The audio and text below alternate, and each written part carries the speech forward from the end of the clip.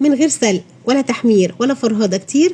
تعالوا مع بعض النهاردة نعمل أحلى وألذ وأطعم حمام كداب بتتبيلة سهلة وبسيطة، وكمان مكوناتها بسيطة جدا، وهيطلع معاكي بالشكل اللي انت شايفاه ده. عايزة أقولك ان انت هتاكلي أحلى حمام كداب مع أحلى رز مفلفل، وكمان طعمهم بقى في منتهى الجمال. هنعمله بطريقة سهلة وبسيطة خالص، وهيطلع كده بالجمال اللي انت شايفاه ده. شايفين؟ تعالوا نفتح كده واحدة من جوه ونشوفها. عايزه اقول لك اللحم دايب ومستوي وشارب من التتبيله، والرز كمان كان مفلفل وطري وطعمه خطير. يلا بينا نسمي الله ونصلي على الرسول عليه الصلاه والسلام، ونشوف عملنا الحمام الكداب ده ازاي. في الاول كده هجيب عصير ليمون، طماطم مبشوره، ملح، فلفل اسود، بهارات فراخ، بابريكا، وكمان معلقه صغيره مليانه من بهارات المشاوي، وهي دي اللي بتدي للتتبيله طعم حلو جدا.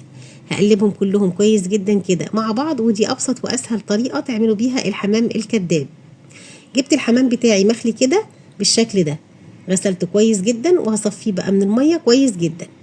هبدا كده انزل بالحمام الكداب بتاعي في التتبيله، وعلشان ناخد نتيجه حلوه جدا هنسيب بقى الحمام ده من بالليل للصبح في التتبيله. لو مفيش وقت هنتبله بس ساعتين، ولازم يقعد في التتبيله دي مش اقل من ساعتين، علشان تضمني ان انت هتاكلي لحم كده متبل وطعمه حلو جدا. شايفين انا بدخل التتبيله من فوق الجلد ومن تحت الجلد.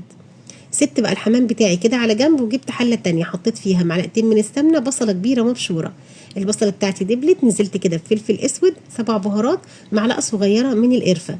قلبتهم مع بعض كويس جدا، وهضيف عليهم معلقه كبيره بس مليانه من الصويا صوص، بتدي طعم حلو جدا ولون كمان حلو للرز.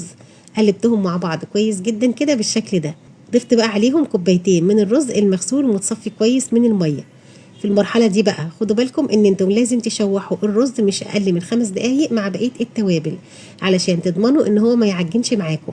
رجعت ضفت كده الملح، ورجعت كمان اشوح الرز بالطريقه دي شويه. ضفت الميه المغليه، وطبعا هنحط ميه قليله جدا لان احنا مش هنسوي هنا الرز سوا كامل. الرز بتاعي هيبدا يغلي ويشرب الميه بتاعته، وهسيبه بس على النار 10 دقايق.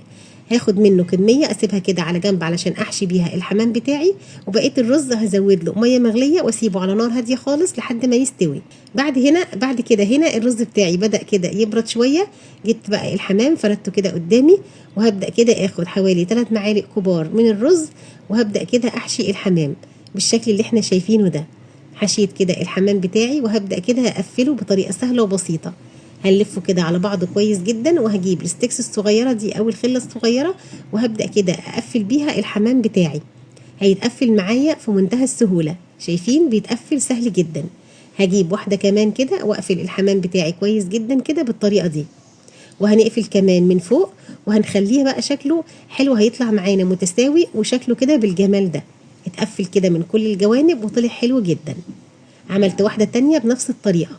هخلص بقى كل الكمية بتاعتي كده واحطها دلوقتي كده على جنب، وبعدين هكون محضرة صينية احط فيها حوالي نصها مية مغلية. بعد كده هجيب بقية التتبيلة بتاعة الحمام الكداب، هنزل بيها كده على الصينية، وهنزل كمان بواحدة من القرفة، عود من القرفة، وكمان كام واحدة كده من القرنفل. جبت شبكة وحطيت كده على الصينية الشبكة بتاعتي، ودهنتها دهنة من الزيت علشان الحمام بتاعي ما يلزقش فيها. دخلتها بقى على الشبكة في النص، درجة حرارة 200. قعد حوالي ساعة وربع وطلع كده بالجمال ده. قبل ما اخرج الحمام بتاعي من الفرن شغلت له الشواية، خد اللون الجميل ده. كان كمان الرز بتاعي استوى، حطيته كده في طبق التقديم، وحطيت فوقيه الحمام الكداب ورشه كده من البقدونس او الكزبره. وبجد هتاكلوا احلى والذ واطعم حمام كداب بتتبيله سهله خالص وبسيطه، وما خدتش وقت مننا خالص. شايفين هيطلع بقى معاكي بالجمال اللي انت شايفاه ده. وزي ما قلت لك عايزاه يبقى شارب من التتبيله وطعمه حلو جدا، سيبيه من بالليل للصبح في التتبيله دي، هيطلع معاكي احلى حمام كداب. بصوا يا جماعه، شايفين بيتقطع معايا ازاي بكل سهوله. وعايزه اقول لك كمان الرز طعمه كان خطير، دايب ومستوي وفي نفس الوقت مفلفل وحلو جدا. جربيه وما تنسيش تقولي لي رايك فيه ايه.